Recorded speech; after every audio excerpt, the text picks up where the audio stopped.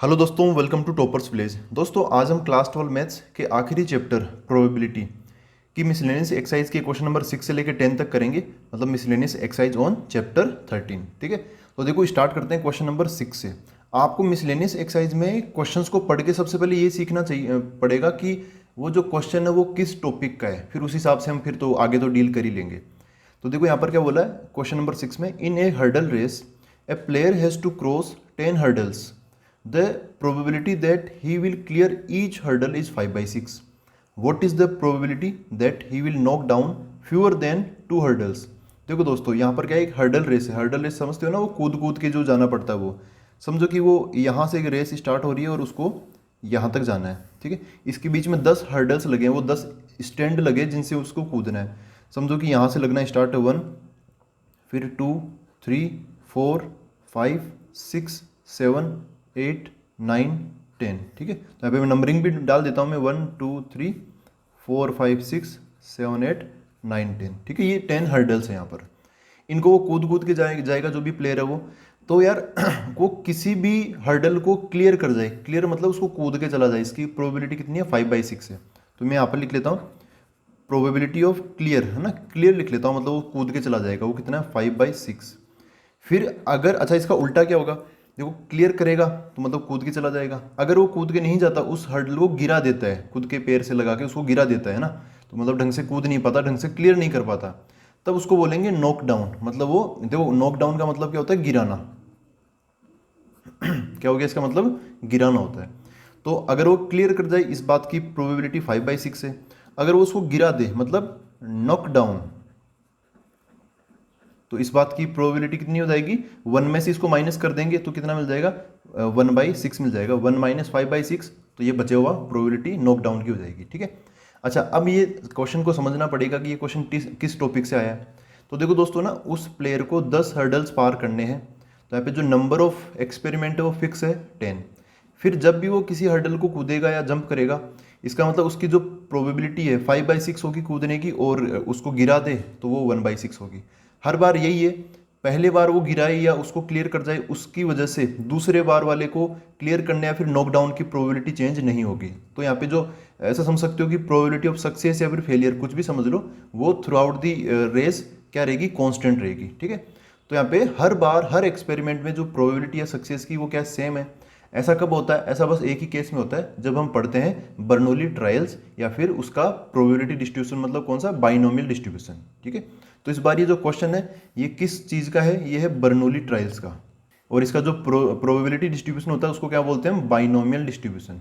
और binomial distribution में formula क्या होता है प्रोबेबिलिटी निकालने का, वो होता है प्रोबेबिलिटी ऑफ एक्स। एक्स का मतलब क्या होता है, एक्स टाइम्स हमें सक्सेस मिले, वो होता है NCX P⁻X Q⁻N-X। अब देखो यहाँ पर ना, ये फॉर्मूला लगाने से पहले हमें ये N P Q X इन सब की वैल्यू चाहिए, और साथ ही साथ हमें सक्सेस को भी डिफाइन करना पड़ेगा कि सक्सेस क्या है। तो यहाँ पर क्वेश्चन पढ़ के आप समझ सकते हो कि सक्सेस क्या है। क्वेश्चन में जो जिस भी चीज़ की प्रोबेबिलिटी पूछी जाती है उसी को हम क्या बोलते हैं, सक्सेस बोल देते हैं, ताकि अपने लिए आसानी हो डील करने के लिए। आप उसका उल्टा भी सक्सेस मान सकते हो, फिर हमें फेलियर चाहिए होगा, लेकिन उसमें नहीं जाएंगे हम, सीधा सीधा जो क्वेश्चन ने पूछा ना उसी को सक्सेस बोल देंगे। यहाँ पर देखो क्या बोला है, what is the probability that he will knock down fewer than 2 hurdles. तो ये जो नॉक डाउन हर्डल है ना, मतलब किसी हर्डल को गिरा देना, इसी को हम सक्सेस बोल देंगे। यहाँ पर वो क्लियर करने वाले को सक्सेस नहीं बोलेंगे, क्योंकि वो क्वेश्चन में पूछा नहीं है ना। हम जनरली क्वेश्चन की लैंग्वेज को सूट करने वाली चीज़ को ही सक्सेस बोल देते हैं। तो यहाँ पर मैं सक्सेस क्या बोलूँगा, सक्सेस ये हो जाएगा कि टू नॉक डाउन हर्डल। ठीक है, तो यहाँ पे लिख दूंगा to knock down a hurdle. ठीक है दोस्तों, ये हमने सक्सेस को डिफाइन कर लिया। अगर एक हर्डल को वो गिराता है तो उसको एक सक्सेस मिलेगी, अगर 2 हर्डल को गिराता है तो उसको 2 सक्सेस मिलेगी। ठीक है, तो इसके बाद हम डिफाइन करते हैं पी। पी मतलब होता है प्रोबेबिलिटी ऑफ सक्सेस।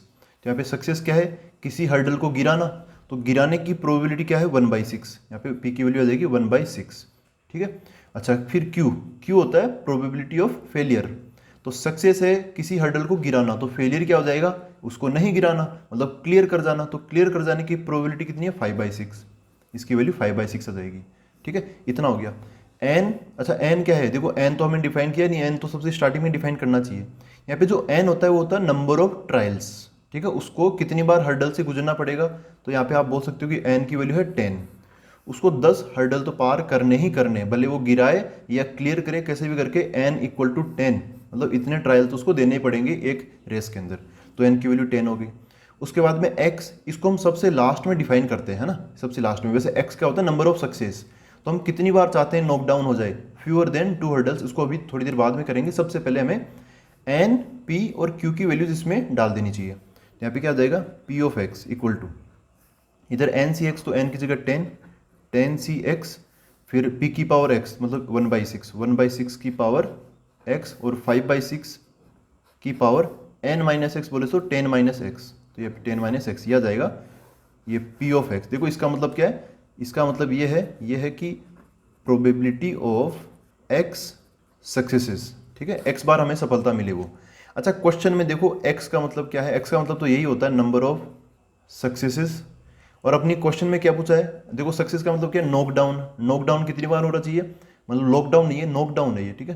तो इसमें बोला फ्यूअर देन 2 हर्डल्स, फ्यूअर मतलब लेस, है ना, फ्यूअर मतलब फ्यू होता है ना कम, तो फ्यूअर मतलब कम होना चाहिए, किससे, ये कंपेरेटिव हो गया, 2 से कम होना चाहिए। तो यहाँ पे x की वैल्यू जो है ना वो क्या होनी चाहिए, फ्यूअर देन 2, ठीक है, इसका मतलब x लेस देन 2 हो जाएगा। x लेस देन 2 मतलब जो गिराने वाली बात है ना, x मतलब सक्सेस, सक्सेस मतलब नॉकडाउन, तो जो गिराने वाली बात है वो 2 से कम होनी चाहिए। अगर वो यहाँ पर इन हर्डल में से 2 से कम हर्डल्स को ही गिराएगा, तो वो एग्जैक्टली कितने हर्डल्स को गिरा सकता है, या देखो 2 से कम क्या हो सकता है, या तो 1 हो सकता है या 0 हो सकता है ना, वो इतने ही हर्डल्स को गिरा सकता है, तभी वो 2 से कम माना जाएगा। और यहाँ पर 2 के बराबर का जिक्र हुआ नहीं है, फ्यूअर देन बोला, इक्वल टू तो नहीं बोला, तो हम लेस देन 2 ही लेके चलेंगे, तो 0 और 1 हो जाएगी x की वैल्यूज, तो फिर हमें x बराबर 0 और ये 1 दोनों लेके चलना पड़ेगा। देखो यहाँ पर क्या हो जाएगा, probability of x less than 2, ये तो हम चाहते हैं क्वेश्चन के अकॉर्डिंग, तो सीधा सीधा ये हो गया इसका मीनिंग। अच्छा, इसको फिर हमने डिफाइन करके सोचा कि भाई x की वैल्यू 0 और 1 हो सकती है, यहाँ पे आ जाएगा probability of x equal to 0 plus probability of x equal to 1, ठीक है। ये केस और ये केस, ये दोनों केस हमने सोच लिए x लेस देन 2 को देखते हुए। अच्छा, x इक्वल टू 0, तो हम इसमें x इक्वल टू 0 डाल देंगे, तो ये फॉर्मूला इसके लिए भी लगा देंगे और ये फॉर्मूला इसके लिए भी लगा देंगे। सबसे पहले x इक्वल टू 0, इसमें डाल दो 0 0 0 और वहाँ पर भी 0, तो क्या मिल जाएगा, ये 10 सी 0, 1/6 की पावर 0, फिर ये 5/6 की पावर 10 माइनस 0, तो यहाँ पे 10 बच जाएगा, फिर प्लस x की वैल्यू 1 डाल दो, तो यहाँ पर क्या आ जाएगा 10 सी 1, 1/6 की पावर 1 और 5/6 की पावर 10 माइनस 1 कितना हो जाएगा, 9 हो जाएगा ये, ठीक है। अब इसको बस सोल्व करना और कुछ भी नहीं है, यहाँ पे कुछ छोटी मोटी चीज़ों की जरूरत पड़ेगी तो वो हम इधर सोल्व कर लेंगे। जैसे यहाँ पे 10 सी 0 है, 10 सी 0 को आप खुद एक्सपेंड करके देखोगे तो आपको 1 ही आंसर मिलेगा, बाकी सोल्व भी कर सकते हो। ऊपर 10 का 10 फैक्टोरियल और नीचे इन दोनों का अंतर 10 फैक्टोरियल, और ये जो 0 है वो उसका 0 फैक्टोरियल, 10 से 10 कट जाएगा, यहाँ पे 1/0 फैक्टोरियल, 0 फैक्टोरियल अपने आप में क्या होता है, 1 होता है, तो ऐसा हो जाएगा 1/1 इक्वल टू, इसकी जगह आ जाएगा 1, फिर 1/6 की पावर 0 1 हो जाएगा, यहाँ पे कितना बच गया 5/6 की पावर 10, फिर प्लस, फिर बचा है यहाँ पर 10 सी 1, तो 10 सी 1 कितना हो जाएगा, ऊपर आ जाएगा 10 फैक्टोरियल, नीचे इन दोनों का अंतर 9 फैक्टोरियल, और जो 1 है उसका 1 फैक्टोरियल इक्वल टू 10 फैक्टोरियल को आप एक्सपेंड करो 10 फैक्टोरियल को, तो क्या हो जाएगा 10 इंटू 9 फैक्टोरियल। 9 से और ज़्यादा करने की जरूरत नहीं है क्योंकि नीचे 9 फैक्टोरियल तैयार है कटने के लिए, मल्टीप्लाई बाय ऊपर 1 फैक्टोरियल का 1, सॉरी नीचे 1 बन जाएगा, 9 से 9 कट गया, 10/1 कितना बच गया 10 हो गया, तो इसकी जगह कितना आ जाएगा 10, 1/6 की पावर 1, तो इसके डिवाइड बाई 6 लगा देता हूँ, और यहाँ पर कितना है 5/6 की पावर 9 है। देखो दोस्तों यहाँ पर ना हम चीज़ें कॉमन ले लेंगे, जो चीज़ कॉमन है वो कॉमन ले ही लेंगे, तो यहाँ पर देखो 5/6 की पावर 10 है, यहाँ पर 5/6 की पावर 9 है, तो मैं पावर 9 कॉमन ले लूँगा, तो 5/6 की पावर 9 कितना बचेगा अंदर, यहाँ पे 5/6 बच जाएगा, यहाँ पे बचेगा 10/6, है ना, तो इसको चलो 10/6 ही रहने देता हूँ, तो इधर कितना हो गया 5/6 की पावर 9, उसके बाद में अंदर की तरफ एलसीएम लूँगा तो 6, 5 + 10 ये हो जाएगा 15। अब हम यहाँ पे थोड़ा बहुत कटिंग कर सकते हैं, जैसे मैं यहाँ पे कट करूँगा 3 से, तो ये 2 बच जाएगा और यहाँ पर 5 बच जाएगा, ठीक है। तो ऊपर की तरफ आप थोड़ा ध्यान से देखोगे तो 5 की पावर 9 तो है ही ऑलरेडी, और एक 5 और आ जाएगा, तो कितना बच जाएगा 5 की पावर 10 डिवाइड बाई, यहाँ पर 6 की पावर 9 है, लेकिन इधर से 6 नहीं आया, क्या आया 2, तो फिर ये 2 ऐसे मल्टीप्लाई में पड़ा रहेगा, मतलब 2 इंटू 6 की पावर 9, ये हो गया अपना आंसर। आई होप ये आपको क्लियर हुआ है ना, छोटी छोटी बातों से हमने इसको क्लियर कर लिया है और इसको बाइनोमियल डिस्ट्रीब्यूशन से हमने किया, तो एन पी एक्स सक्सेस वगैरह क्या है वो हमने पूरा मतलब इजीली हो गया ये, ठीक है। ये हो गया क्वेश्चन नंबर 6। अब देखते हैं नेक्स्ट क्वेश्चन। देखो दोस्तों, क्वेश्चन नंबर 7 ये है, a die is thrown again and again until 3 6s are obtained. जब तक 3 बार हमें 6 नहीं मिल जाते, 3 बार हमें 6 नहीं मिल जाते, तब तक हम एक पासे को फेंकते रहेंगे। फिर बोला है find the probability of obtaining the third 6 in the 6th throw of the die. हमें जब देखो यहाँ पर क्या बोला है, हम क्या चाहते हैं, 3 बार 6 चाहते हैं हम कुल मिला के, है ना। 6 चाहते हैं, वो भी कितनी बार, 3 बार। तो जो थर्ड वाला 6 है ना, वो हमें 6th थ्रो पर मिले, इस बात की क्या प्रोबेबिलिटी है वो हमें बताना है। तो इसको आप ऐसे समझ सकते हो, जैसे एक बैट्समैन क्रिकेट खेलता है, तो अब उसको ना एक ओवर में कितनी बॉल्स होती है, 6 बॉल्स होती है। तो वो एक ओवर में एक मतलब 6 थ्रो है ना यहाँ पे, तो ऐसा समझ लो 6 बॉल्स है ना। तो एक ओवर में वो 3 6 मारे, है ना, 3 छक्के मारे, तो उसकी क्या प्रोबेबिलिटी है ये हमें बताना है। और उसमें से एक और कंडीशन दे रखी है कि जो थर्ड वाला जो 6 होगा ना, वो 6th बॉल पर होना चाहिए उस हिसाब से, ठीक है। अब आप समझ गए होंगे। तो देखो मैं यहाँ ना इसको एक डायग्राम से समझा देता हूँ आपको, एक टेबल टाइप से बना लेता हूँ, इजीली आप समझ सकते हो। कि समझो कि ये यहाँ पे 6 थ्रोज है टोटल, ठीक है। ये समझ लो कि ये हो गया अपना फर्स्ट थ्रो, ये second throw, this is third throw, फिर फोर्थ, फिर फिफ्थ और फिर 6th। ये क्या है, थ्रोज है, ठीक है। ऐसा चल रहा है ये सारे के सारा। तो देखो, तो यहाँ पर क्या बोला है कि जो हम टोटल इस 6 के अंदर हमें टोटल 3 बार 6 मिल जाना चाहिए 6 थ्रोज के अंदर। फिर बोला find the probability of obtaining the third 6 on in the 6th throw. ये जो 6th वाला थ्रो ना, लास्ट वाला जो थ्रो है ये, इसमें हमें तीसरा वाला 6 मिल जाना चाहिए। मतलब इसमें हमें क्या मिल जाना चाहिए, थर्ड 6 मिल जाना चाहिए। इसका मतलब क्या है, अब थर्ड 6 जो है वो ऐसा तो है नहीं कि कोई अपने आप में कोई नई चीज़, नहीं। थर्ड 6 कब मिलेगा, जब पहला और दूसरा 6 निकल चुका हो, तभी जो 6 मिलेगा नया वाला उसको हम बोलेंगे थर्ड 6, ठीक है। इसका मतलब फर्स्ट और सेकंड 6 कहाँ से कहाँ मिल गया होगा हमें। अब वो फिक्स नहीं है कि फर्स्ट 6 और सेकंड 6 कहाँ मिलेगा, तो वो फर्स्ट 6 एंड सेकंड 6 हमें फर्स्ट से लेके 5th थ्रो के बीच में कहीं ना कहीं मिल गया होगा, ठीक है। तो यहाँ पर ना दो चीज़ों पर हमें फोकस करना है। एक तो ये चीज़ मैं यहाँ पे लिख देता हूँ, पहली चीज़ फर्स्ट से लेके 5th थ्रो के बीच में वी नीड टू सक्सेस बोल देता हूँ। और यहाँ पे सक्सेस का मतलब क्या है, गेटिंग 6, यहाँ पे ब्रैकेट में लिख देता हूँ गेटिंग 6, है ना। ये अपने लिए एक सक्सेस है।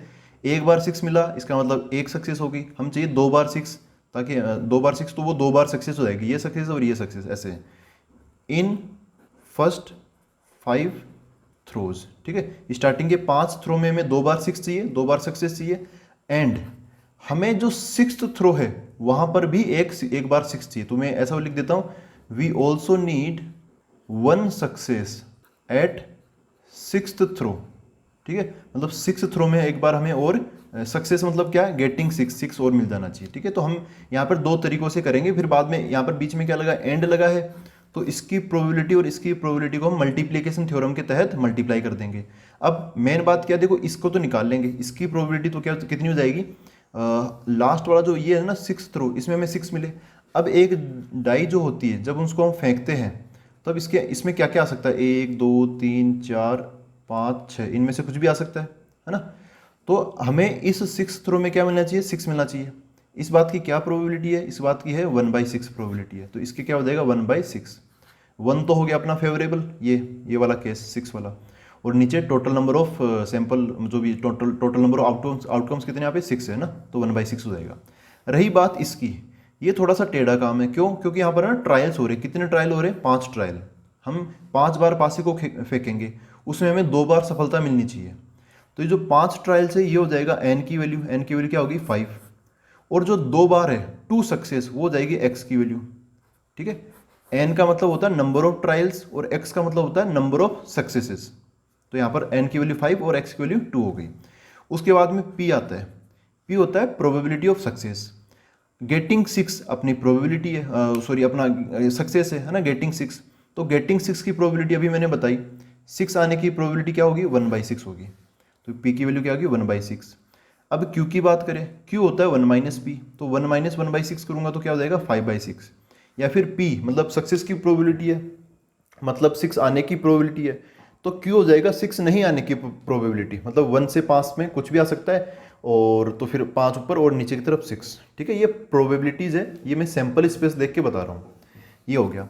तो इसकी प्रोबेबिलिटी तो कितनी होगी, 1/6 होगी। और इसकी अभी हम निकालेंगे, कैसे निकालेंगे, बाइनोमियल डिस्ट्रीब्यूशन से, बाइनोमियल डिस्ट्रीब्यूशन से निकालेंगे। और बाइनोमियल डिस्ट्रीब्यूशन का फॉर्मूला क्या होता है, ये होता है P of x equal to, मतलब एक्स बार सफलता मिलने की प्रोबेबिलिटी क्या होती है, एन सी एक्स पी की पावर एक्स एंड क्यू की पावर एन माइनस एक्स।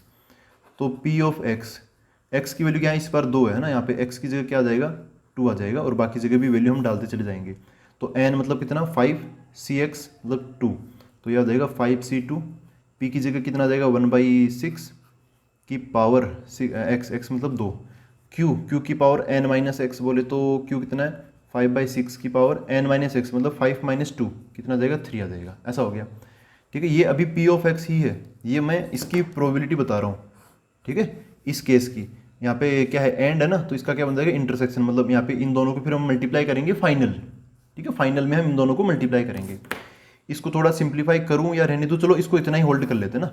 इसको मैं बोल देता हूँ इक्वेशन 1, इसको ये क्या है, इसको तो चलो बोल दो इक्वेशन 2 इस हिसाब से, ठीक है।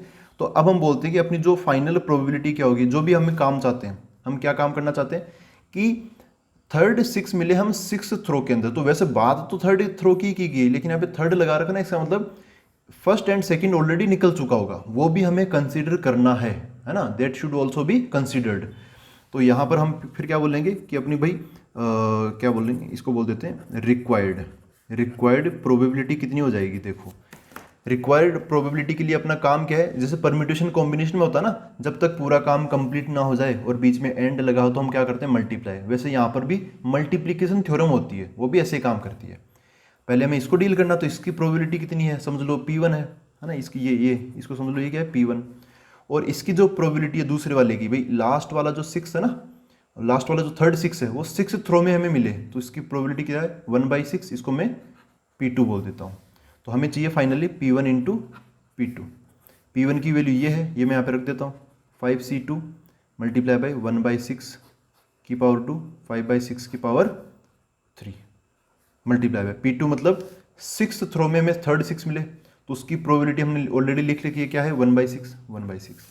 इसको सोल्व कर लेते हैं, 5c2 इधर सोल्व कर लेते हैं। 5c2 कितना हो जाएगा, 5 फैक्टोरियल अपॉन इन दोनों का अंतर 3 फैक्टोरियल और 2 फैक्टोरियल। 5 फैक्टोरियल को खोल लेते हैं, तो ये कितना हो जाएगा, 5 × 4 × 3 फैक्टोरियल, क्योंकि नीचे 3 फैक्टोरियल तैयार है कटने के लिए, तो उसको मैं और ज़्यादा नहीं खोलूँगा। 2 फैक्टोरियल क्या हो जाएगा, 2 × 1, इसे कट गया, ये 2 इस 4 को काटेगा तो 2 बच जाएगा, तो 5 × 2 ये हो गया 10, तो इसकी जगह तो आ जाएगा 10 मल्टीप्लाई बाई, अच्छा ये 1/6 ना, मैं थोड़ा आगे लगा लेता हूँ 1/6, इनको सोल्व कर लेते हैं। ये 1/6 का होल स्क्वायर, ये 5/6 का होल क्यूब है, तो 5 का क्यूब आ जाएगा ऊपर, और नीचे यहाँ पे 6 का स्क्वायर और यहाँ पे 6 का क्यूब, तो ओवरऑल 6 की पावर 5 आ जाएगी। यहाँ पे थोड़ी बहुत काटा पीटी वो भी कर लेते हैं, जैसे 2 से मैं इनको काटूंगा तो 2 से कटेगा तो ये कितना आ जाएगा 3, और 2 से इसको काटेंगे तो कितना आ जाएगा 5 आ जाएगा। तो ओवरऑल ऊपर की तरफ क्या हो गया, 5 की पावर 1 और 5 का क्यूब, तो 5 की पावर 4, और नीचे की तरफ 3 × 6 की पावर 5। देखो दोस्तों 6 की पावर 5 को डील करना पड़ेगा। 6 की पावर 5 को मैं लिख लेता हूँ 6 का क्यूब × 6 का स्क्वायर। 6 का क्यूब होता है 216 और 6 का स्क्वायर 36। इनको मल्टीप्लाई कर लेते हैं, 216 × 36। सबसे पहले मैं 6 से मल्टीप्लाई करूँगा तो 16 6 × 96 और 16 2 × 12। फिर 3 से मल्टीप्लाई करूँगा तो 16 3 × 48, और ये कितना हो जाएगा 6 हो जाएगा, जोड़ेंगे तो ये कितना हो गया 6, 17 का 7 हासिल की 1, और ये 7 हो गया और ये भी 7 हो गया, तो कितना आ गया 5 की पावर, अच्छा 5 की पावर 4 कितना होता है, देखो 5 का स्क्वायर होता है 25, और 25 का स्क्वायर हो जाएगा 625, तो ऊपर तो आ गया 625, वो तो आसान है 5 की पावर 4। नीचे 3 × 6 की पावर 5 मैंने ये बना ही लिया है 7776, इसको और मल्टीप्लाई कर लेते तो 625 अपॉन 6 18 का 8 हासिल की 1, 3 7 21 और 1 22 का 2 हासिल की 2 आ जाएगा, 22 का ना 2 बचेगा। फिर 3 7 21 और 2 23 का 3 हासिल की 2 होगी, फिर 3 7 21 और 2 फिर से 23 आ जाएगा। आप कैसे भी जैसे भी आप अपनी लैंग्वेज में करते हो ना वैसे कर लेना, मैं एक्चुअली बचपन से हिंदी में पढ़ा हूँ तो अपने उस हिसाब से करता हूँ, ठीक है। फटाफट हो जाता है, कैलकुलेशन फटाफट होनी चाहिए, ये मेन चीज़ है, कैसे भी करो भले। तो ये अपना आंसर आ गया, ठीक है। एक बार मैं फटाफट दोबारा बता देता हूँ इसमें करते क्या है, हमने किया क्या है। जो हम चाहते हैं कि 3 बार 6 मिले, पहली बार 6 मिले, दूसरी बार मिले एंड तीसरी बार मिले। जो तीसरी बार वाला 6 है वो हमें 6th थ्रो में मिलना चाहिए, ठीक है। तो इसका मतलब क्या हुआ, वहां तो चलो थर्ड 6 मिलना ही चाहिए, साथ ही साथ जो स्टार्टिंग के पहला और दूसरा 6 है वो फिर 1 से लेके 5th थ्रो में कहीं पर भी मिल सकता है। तो इधर की तरफ तो लग जाएगा बाइनोमियल डिस्ट्रीब्यूशन और इधर की तरफ लग जाएगा, ये तो फिक्स है ना, मतलब 6th थ्रो में 6 लाना ही है, तो 6 आने की प्रोबेबिलिटी क्या हो जाएगी 1/6 हो जाएगी। ये तो सिंपल एक ही ट्रायल था ना, तो उसमें तो हमने ऐसे कर लिया, लेकिन यहाँ पे 5 ट्रायल है तो इसमें फिर हमने क्या लगाया बाइनोमियल डिस्ट्रीब्यूशन, ये वाला तरीका। यहाँ पर हमने सक्सेस को डिफाइन कर ही दिया, भाई 6 मिलना हमें अपनी एक सक्सेस हो जाएगी, ठीक है। तो उस हिसाब से मैंने ये सारी वैल्यूज डाल के कर लिया। अब हमें ये भी चाहिए कि भाई फर्स्ट एंड सेकंड 6 स्टार्टिंग के 5 थ्रो में मिलना जरूरी है, एंड थर्ड वाला 6 थ्रो में मिलना जरूरी है, ठीक है। तो फिर दोनों ही जरूरी है, तो यहाँ पर क्या लगेगा एंड लगेगा, एंड मतलब इनकी प्रोबेबिलिटीज को हमें मल्टीप्लाई करना पड़ेगा मल्टीप्लीकेशन थ्योरम के अकॉर्डिंग। तो मैंने यहाँ पे जो इनकी प्रोबेबिलिटी उनको मैंने P1 बोला है, यहाँ पर देखो ये रहा है ना, ये P1 बोला है, और इधर वाली प्रोबेबिलिटी को मैंने P2 बोला है, तो P1 इंटू P2 आ जाएगा, आगे तो कैलकुलेशन है सोल्व हो जाएगा। तो ये हो गया क्वेश्चन नंबर 7। अब देखते हैं नेक्स्ट क्वेश्चन। देखो दोस्तों ये क्वेश्चन नंबर 8, इसमें बोला है if a leap year is selected at random what is the probability, या फिर क्वेश्चन में बोला chance, what is the chance that it will contain 53 Tuesdays. तो ये ना एक टाइप से 10th क्लास लेवल का क्वेश्चन है, इसको हम इजीली कर लेंगे। देखो क्या है, इसको समझते हैं अच्छे से। लीप ईयर, यहाँ पे ना लीप ईयर की बात की गई है। अच्छा, जो जनरली अपने दिमाग में चलता है 365 डेज, एक साल में कितने दिन होते हैं 365, 365 दिन, तो किस में होते हैं वो लीप ईयर में होते हैं नॉन लीप ईयर में। तो जो ज़्यादा आता है ना उसी में हम ज़्यादा बार सुनते हैं कि 365 डेज। तो ज़्यादा कौन होता है, लीप ईयर तो 4 साल में एक बार आता है, बाकी तो नॉन लीप ईयर ही होता है ना, 3 साल में वो 3 साल का वो लीप ईयर बीच में आता रहता है, फिर चौथी साल में लीप ईयर, फिर 3 साल छोड़ के फिर चौथी साल में लीप ईयर, ऐसे। तो ज़्यादा बार हमें नॉन लीप ईयर सुनने में मिलता है, तो जो 365 डेज बोलते हैं ना वो नॉन लीप ईयर में होते हैं। लीप ईयर में क्या होता है, जो फरवरी होती है ना उसके अंदर 29 डेज होते हैं, ठीक है, 20 एक दिन एक्स्ट्रा हो जाता है नॉन लीप ईयर के कंपेरिजन में, ठीक है। तो लीप ईयर में भी फिर वो जो हम बोलते हैं ना 365 डेज, उससे एक ज़्यादा मिलेगा हमें। तो यहाँ पे मैं बोलूँ number of days in a leap year, वो कितने होंगे 365 प्लस 1, 366 डेज, ठीक है, इतने होते हैं 366 डेज, ठीक है। अब देखो यार यहाँ पर ना ट्यूसडे की बात की गई है, तो हम इसको थोड़ा सा ना, अब इतने ज़्यादा तो बहुत ज़्यादा हो गए, 300 मतलब 366 दिन, 366 बहुत ज़्यादा है। तो हम क्या करेंगे, ऐसे ट्यूसडे गिनने नहीं बैठेंगे हम, है ना, हम वीक्स निकालेंगे, भाई कितने वीक होंगे उसके अंदर, तो जितने वीक होंगे उतने तो ट्यूसडे मिल ही जाएंगे, है ना। अब वीक निकालने में क्या होता है, एक वीक में 7 दिन होते हैं और यहाँ पे टोटल है 366 डेज। तो मैं क्या करूँगा 366 को 7 से डिवाइड कर दूंगा, तो सबसे पहले क्या मिलेगा, यहाँ पे 5 बार डिवीजन होगा, तो यहाँ पे 35 माइनस हुआ, तो यहाँ पे 1 बच गया, फिर ये 6, फिर मैं 2 बार और डिवाइड करूँगा, तो फिर कितना हो जाएगा 14 माइनस यहाँ पे 2 बच जाएगा। तो अब मैं इसको ना वैसे लिख लेता हूँ, dividend equal to divisor into quotient plus reminder. तो जो 366 डेज है वो क्या हो जाएगा, डिविडेंड इंटू ये, तो 7 इंटू 52 प्लस रिमाइंडर, रिमाइंडर कितना है 2, ठीक है, ये हो गया। देखो दोस्तों 7 इंटू 52 इसका क्या मतलब है, यहाँ पर पक्का पक्का देखो 7 तो हो गया 7 दिन, और 52 क्या हो गया उनकी संख्या, मतलब 7 दिन मतलब एक वीक हमें कितनी बार मिलेगा यहाँ पर 52 टाइम्स मिलेगा। तो आप बोल सकते हो कि एक लीप ईयर के अंदर टोटल कितने वीक होंगे, कंप्लीट वीक कितने होंगे यहाँ पर, कंप्लीट 52 वीक्स तो हमें मिलेंगे ही मिलेंगे। अच्छा, हमारा काम क्या है यहाँ पर, प्रोबेबिलिटी दैट, देखो इस क्वेश्चन में ना वैसे वो कुछ नहीं है कि आप इसमें कोई बेस थ्योरम कोई खतरनाक सी चीज़ लगाओ, मिसलेनियस है, तो एक जो जनरल प्रोबेबिलिटी बन सकती है उस टाइप का क्वेश्चन भी यहाँ पे पूछा गया है। यहाँ पे क्या बोला, probability that it will contain 53 Tuesdays, यहाँ पे 52 वीक तो है पक्के, तो 52 वीक्स के अंदर 52 ट्यूसडे तो आएंगे पक्के, ठीक है, 52 मंगलवार तो आएंगे ही आएंगे। फिर बचे यहाँ पे 2 दिन, तो 2 दिन में ऐसा तो होगा नहीं कि 2 मंगलवार आएंगे, है ना, 2 ट्यूसडे आएंगे, तो इन 2 दिन, ये 2 दिन लगातार ही समझ लो आप, ठीक है, इनको लगातार ही समझ लो। तो अब देखो मतलब लगातार ही होंगे ऑब्वियसली, जो 2 दिन बचे होंगे वो, ठीक है। जैसे समझो कि अपना जो कोई सा भी लीप ईयर है ना वो संडे के दिन स्टार्ट हो रहा है, तो 52 वीक खत्म होते होते संडे के बाद क्या आएगा, संडे से पहले क्या था सैटरडे तक खत्म हो जाएगा, फिर संडे मंडे ये हो सकता है ना, ये एक्स्ट्रा जो 2 दिन है।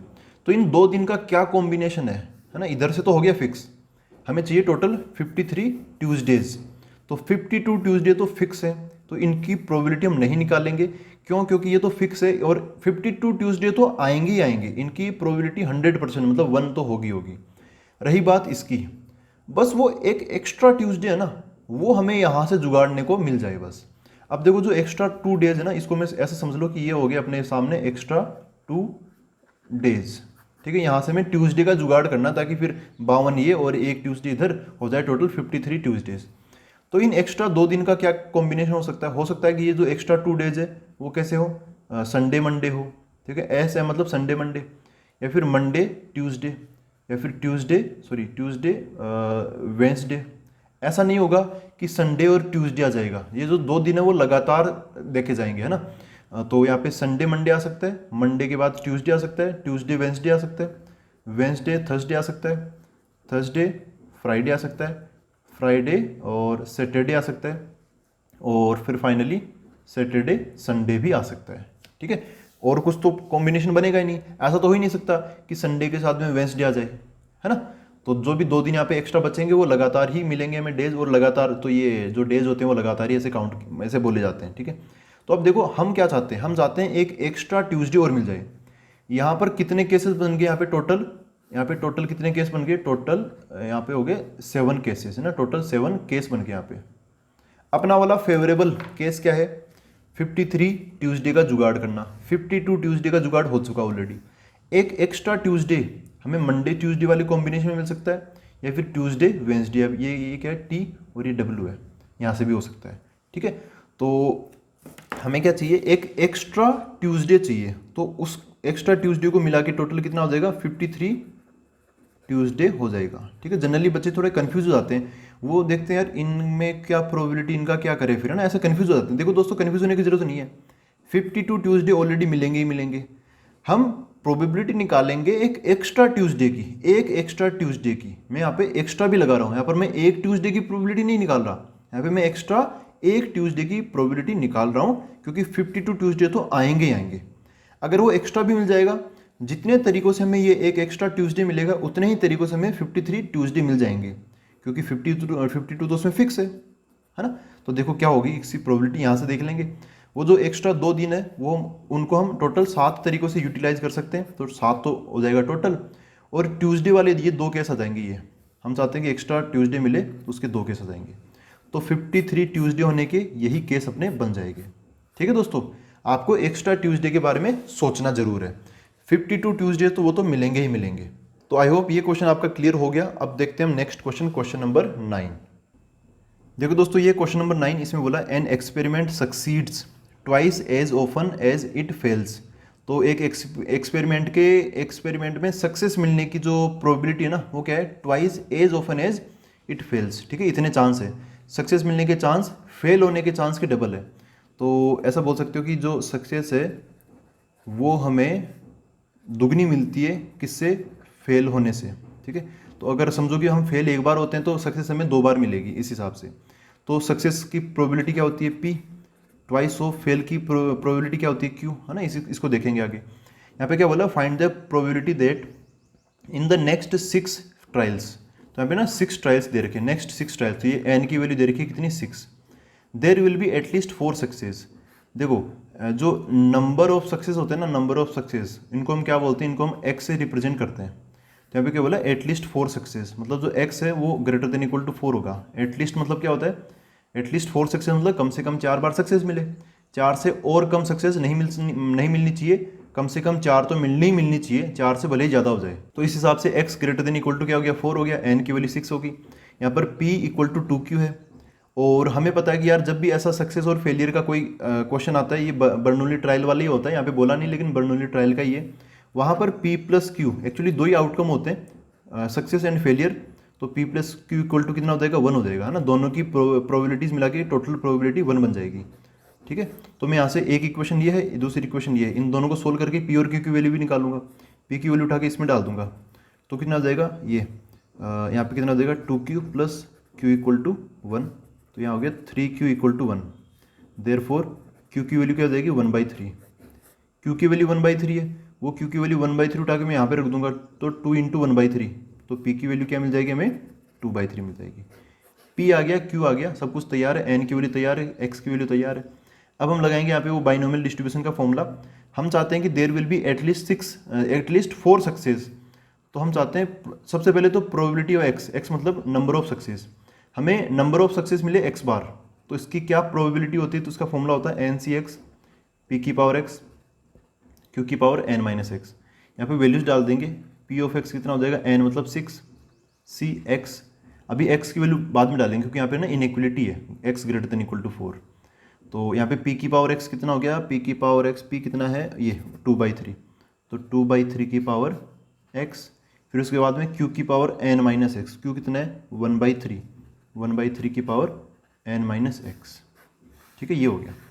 अच्छा यहाँ पर देखो क्या बोला, x greater than equal to 4, x की वैल्यू 4 या 4 से ज़्यादा होनी चाहिए, है ना। x क्या है, सक्सेस, नंबर ऑफ सक्सेस, तो नंबर ऑफ सक्सेस हमें एटलीस्ट 4 मिलनी चाहिए।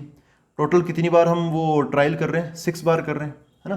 तो 6 से ज़्यादा तो 6 सक्सेस मिल ही नहीं सकती, तो इसका मतलब क्या हो गया, x की वैल्यू 4 या 4 से ज़्यादा, तो 4 हो सकती है, 5 बार सक्सेस मिल सकती है, और टोटल हम 6 बार ट्रायल कर रहे हैं तो 6 के 6 बार भी सक्सेस मिल सकती है। तो अपने क्वेश्चन के अकॉर्डिंग टू क्वेश्चन एटलीस्ट यहाँ पे 4 बोला है, तो उस हिसाब से हमें क्या चाहिए, probability of x greater than equal to 4। इसका क्या मतलब हो गया, प्रोबेबिलिटी ऑफ 4 है ना, probability of 5 plus probability of 6, ये हमें चाहिए।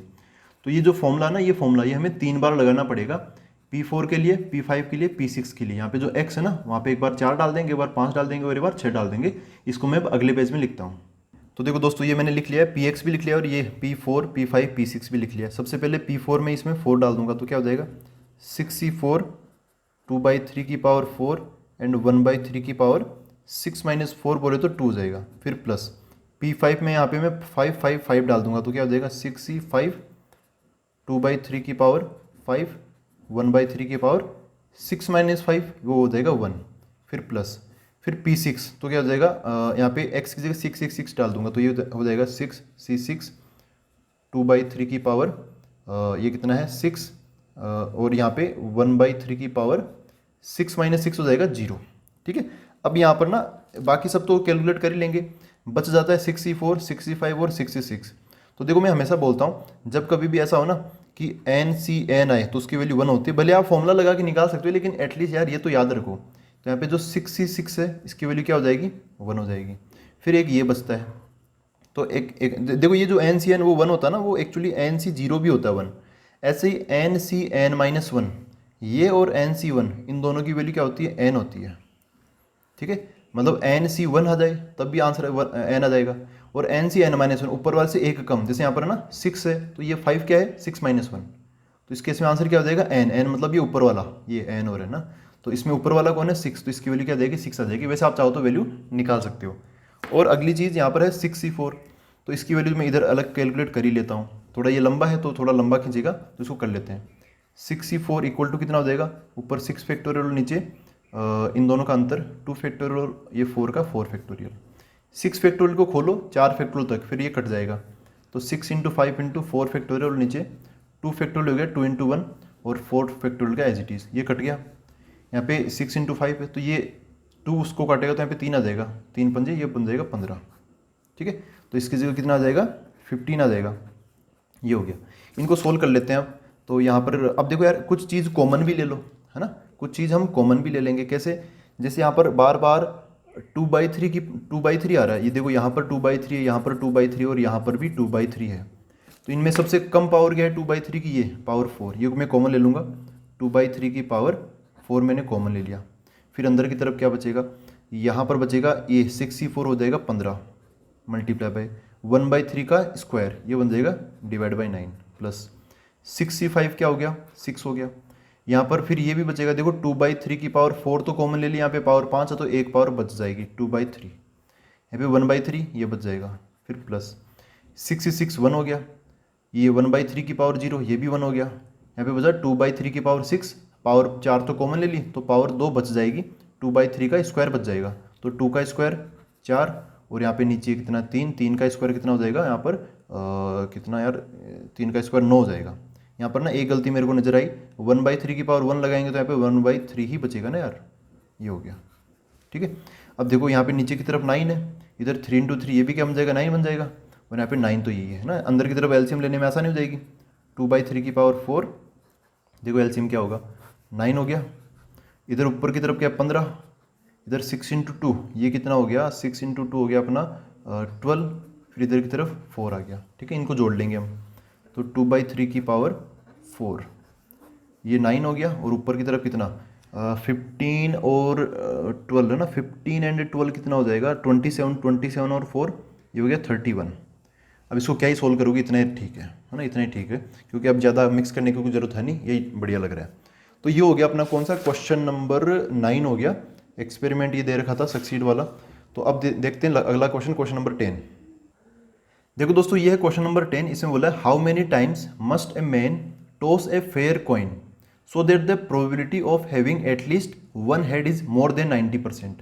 ठीक है, ये इसकी मतलब ये हमें बता रहा है कि नंबर ऑफ अटेम्प्ट्स बताने कि एक सिक्के को वो कितनी बार उछाले कि कम से कम एक आने की ना, एटलीस्ट वन हेड, कम से कम एक बार हेड आने की जो प्रोबेबिलिटी है वो क्या हो जाए 90% से ज़्यादा हो जाए।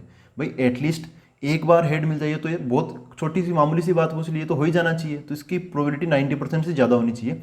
इस बात की क्या प्रोबेबिलिटी है, तो यहाँ पर मैं देखो हाउ मेनी टाइम्स है ना, हाउ मेनी टाइम्स तो मान लेता हूँ कि ये n टाइम्स है, कितना n टाइम्स मान लेता हूँ इसको। ए मैन मस्ट, ठीक है ये तो हो गया, कोइन सो दैट प्रोबेबिलिटी ये सब हो गया, ठीक है। एटलीस्ट वन हेड, जो वो जो हेड है ना, हेड आना, इसको मैं बोल देता हूँ सक्सेस, क्योंकि इसी के बारे में ज़्यादातर चीज़ें पूछी गई है। सक्सेस मतलब गेटिंग हेड, ठीक है ये हो गया। मोर देन 90% है तो प्रोबेबिलिटी को ग्रेटर देन इक्वल टू, अच्छा ग्रेटर देन है ना, इक्वल टू तो है नहीं यहाँ पे, मोर देन 90% तो वो कर देंगे। प्रोबेबिलिटी किसकी चाहिए, एटलीस्ट वन हेड आने की, ठीक है। तो यहाँ पर जो अपनी सक्सेस है ना वो तो हो गया गेटिंग हेड। जो एक्स होता है, एक्स क्या होता है, वो होता है नंबर ऑफ सक्सेस। यहाँ पे नंबर ऑफ सक्सेस मतलब हेड आए कितनी बार, वो होगा एक्स। यहाँ पे कितनी बार के लिए बोला है, एटलीस्ट वन हेड, एक कम से कम एक बार, तो क्या हो जाएगा x greater than equal to one हो जाएगा। एटलीस्ट वन का मतलब कम से कम एक बार, एक से भले ही ज़्यादा हो जाए, एक से और कम नहीं हो सकता, तो x greater than equal to one, ये होगी इसकी बात। अब ये बर्नौली ट्रायल के तहत अब इसको वैसे करेंगे क्योंकि यहाँ पे सिक्के को बार बार उछालना, इंडिपेंडेंट होना, वो सब सारी चीज़ें, ये बर्नौली ट्रायल है। तो बाइनोमियल डिस्ट्रीब्यूशन में क्या होता है कि एक फॉर्मूला काम करता है अपना, कौन सा, P of x equal to n C x, P की पावर एक्स एंड क्यू की पावर एन माइनस एक्स, ऐसा, ठीक है। यहाँ पे एक्स तो वो तो कंडीशन दे ही रखी है, x greater than equal to one. यहाँ पे एन की वैल्यू क्या होगी, एन होगा नंबर ऑफ ट्रायल्स, तो यहाँ पे वो लिख रखा है हाउ मेनी टाइम्स, तो वो एन टाइम्स है। तो यहाँ पर मैं एन को थोड़ा डिफाइन भी कर देता हूँ, let a man tosses a coin n times, एक सिक्के को कितनी बार उछाल रहा है, एन बार उछाल रहा है, तो एन की जगह तो एन ही आ जाएगा अपना, ठीक है, वो हमने निकाल रखा है। यहाँ पे बोला हाउ मेनी टाइम्स, हमें एक टाइप से एन की वैल्यू निकालनी है पूरे क्वेश्चन में। फिर आती है बात पी की बात आएगी, तो पी क्या होगा, पी होता है प्रोबेबिलिटी ऑफ सक्सेस, और सक्सेस क्या है, हेड आना। जब हम एक सिक्के को उछालते तो उस पर हेड या टेल कुछ भी आ सकता है, तो हम चाहते हैं कि हेड आए, तो इसकी प्रोबेबिलिटी क्या हो जाएगी 1/2। फिर क्यू क्या होता है, प्रोबेबिलिटी ऑफ फेलियर, तो सक्सेस की है 1/2, तो फेलियर की भी क्या हो जाएगी 1/2। कुल मिला के कितना बनना चाहिए, इनका समेशन 1 बनना चाहिए, ठीक है, हो जाएगा ये। अच्छा इसके बाद देखो यहाँ पर क्वेश्चन में आते हैं, यहाँ पे क्वेश्चन में किसकी, देखो अकॉर्डिंग टू क्वेश्चन में चलता हूँ एक बार, आप थोड़ा सा ना इस चीज़ को और समझ लो। अकॉर्डिंग टू क्वेश्चन जो प्रोबेबिलिटी है of having at least one head, मतलब probability of x greater than equal to one, वो क्या है, मोर देन 90%, मोर देन 90%। तो थोड़ा इसको अगर मैं मॉडिफाई करूँ तो P of x greater than equal to one is greater than 90%, कितना हो गया 90/100, कितना हो गया 90/100। आप इसको थोड़ा काटापीटी करना चाहो तो कर लो, चलो कर लेते हैं थोड़ा सा, इसको मैं ऐसे लिख लेता हूँ 9/10 लिख लेता हूँ इसको, probability of x greater than equal to one greater than 9/10, ये है अकॉर्डिंग टू क्वेश्चन। इसको हम लास्ट में काम में ले लेंगे, पहले हम इसकी वैल्यू तो निकाल ले, probability of x greater than equal to one. देखो इसका क्या मतलब हुआ, इसको सोल्व करते हैं। तो ये हो जाएगा, हमें चाहिए ये, इसका LHS चाहिए सबसे पहले, x greater than equal to one. इसका मतलब क्या हुआ, देखो भाई इसका मतलब क्या है, सीधी सी भाषा में अगर मैं बताऊं कि एक सिक्के को हम कितनी बार उछाल रहे हैं, n टाइम्स उछाल रहे हैं। देखो मैं यहाँ पे थोड़ा सा चीज़ बता देता हूँ, एक सिक्के को हम n टाइम्स उछाल रहे हैं ऐसे, ठीक है। तो इस पर head tail head tail head tail head tail कुछ भी आ सकता है। यहाँ पर जो x है, x क्या है, नंबर ऑफ सक्सेस क्या है, गेटिंग हेड, तो कितनी बार हमें हेड मिलता है वो होगा यहाँ पे x। तो x की वैसे पॉसिबल वैल्यूज क्या है, ऐसा होता है कि देखो ये हो गया n टाइम्स, ठीक है, n टाइम्स। ऐसा हो सकता है कि हमें एक बार भी हेड ना मिले, हो सकता है कि n टाइम्स के n टाइम्स हमें क्या मिल जाए, टेल मिल जाए। तो 0 टाइम्स हेड मिला, फिर एक बार हेड मिला, 2 बार हेड मिला, ऐसा भी हो सकता है कि हमें n के n बार हमें हेड मिल जाए। ये मैं x की यहाँ पे क्वेश्चन के अकॉर्डिंग नहीं चल रहा हूँ, ये है पॉसिबल, ऑल पॉसिबल वैल्यूज, क्या है, all possible values of x। ठीक है, इतना तो दिमाग में आना ही चाहिए कि भाई हम जब एक सिक्के को n बार उछाल लें तो हमें सफलता मतलब x, हो सकता है कि एक बार भी ना मिले मतलब 0, या फिर एक बार मिले तो 1, ऐसा करते करते हो सकता है कि n के n टाइम्स हमें सफलता मिल जाए। ठीक है, तो यहाँ पे क्वेश्चन है पूछा है x greater than equal to 1, इसका मतलब क्या हुआ, हमें x greater than equal to 1 मतलब 1 या 1 से बराबर है ना, 1 या 1 से बड़ा तो 1 आ सकता है। फिर प्रोबेबिलिटी ऑफ 2 ये भी हम निकाल सकते हैं। फिर ऐसे करते करते लास्ट n तक, ऐसे करते करते p of n, x greater than equal to 1 में x की वैल्यू 1 2 3, ऐसे करते करते n तक सभी आ जाएंगे, ये 0 वाला नहीं आएगा, ये नहीं आएगा।